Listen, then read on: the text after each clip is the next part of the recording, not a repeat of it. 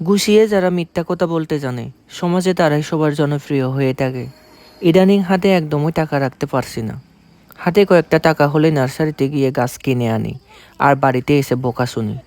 কয়েকদিন আগে পকেটে 300 টাকা নিয়ে গেছিলাম এই নার্সারিতে। আজকাল নার্সারির মামাগুলো প্রতিটা গাছের খুবই দাম চেয়ে বসে থাকে, যা স্বাভাবিক দামের চেয়ে দ্বিগুণ। আর আমার মন চায় সবগুলো গাছ নিয়ে চলে আসে। পকেটে টাকা কম টাকায় 2টা গাছ চুজ করলাম। তারপরেও ঘুরে ঘুরে দেখতেছিলাম পরের বার গেলে কোন গাছগুলো কিনে আনবো। গাছের দাম নাকি কত বলছে যে 350 বললো না? এটা নাকি 200 টাকা নেওয়া যায়। বেশি হয় না? নতুন নতুন এই জন্য মনে হয় বেশি হয় না? হ্যাঁ। দেখো একটু দেখেন, এই গাছটার দাম 200 টাকা সে নিচ্ছে, নেবো কিনা বলেন?